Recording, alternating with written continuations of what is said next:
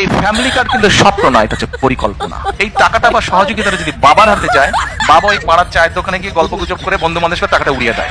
আমার কথা না, এটা রিসার্চ করতে, ভাইরা আমার উপরে কিছু মাইন্ড করেন না। এটা সম্পূর্ণ একটি হাস্যকর ব্যাপারে পরিণত হয়েছে। যে ফ্যামিলি কার্ড নিয়ে সাধারণ জনগণ বিরক্ত, যে ফ্যামিলি কার্ডের ভিডিও দেখতে দেখতে, যে ফ্যামিলি কার্ডের প্রচারণা দেখতে দেখতে সাধারণ জনগণ বিরক্ত, সেই ফ্যামিলি কার্ডের পরিকল্পনা নিয়ে আসছে এবার আমাদের জননেতা তারেক রহমান। দীর্ঘ 17 বছর সেই ফ্যামিলি কার্ড নিয়ে জল্পনা কল্পনা, ফ্যামিলি কার্ড নিয়ে গবেষণা চালিয়ে দেখেছেন যে এই ফ্যামিলি কার্ড একমাত্র নারীদেরকে দিলেই সেই টাকাগুলো সেফ থাকবে, আর নারীদেরকে দিলেই নারীরা তাকে ভোট দিয়ে জয়যুক্ত করবে। কারণ নারীরা অতি লোভী, এরা সামান্য টাকার ঘ্রাণ পেলে তার কাছে ছুটে যায়।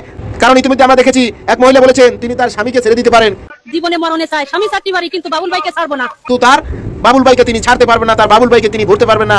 বাবুল ভাইয়ের পাশে থাকবেন, বাবুল ভাইয়ের পাশে ঘুমাবেন, সব কিছু করবেন, বাবুল ভাইয়ের জন্য যা কিছু করার দরকার তাই তিনি করবেন। তাহলে এখান থেকে বোঝা যায় স্পষ্টভাবে যে এই মহিলাদেরকে এই যে ফ্যামিলি কার্ড দিলে মহিলারা কি করবে আর তাদের স্বামীদের সাথে কি ধরনের আচরণ করতে পারে। এই ধরনের মহিলারা একটাবার ভাবুন যে এই ধরনের ফ্যামিলি কার্ড যদি মহিলাদের নামে দেওয়া হয় তাহলে সেই মহিলাগুলো কি আর আপনার আয়ত্তে থাকবে নাকি বিএনপির আয়ত্তে চলে যাবে? একটাবার ভেবেচিন্তে তারপর বইয়ের নামে ফ্যামিলি কার্ড নেওয়ার সিদ্ধান্ত নিয়েন। সাবধান থাকবেন সবাই ফ্যামিলি কার্ড দিয়ে।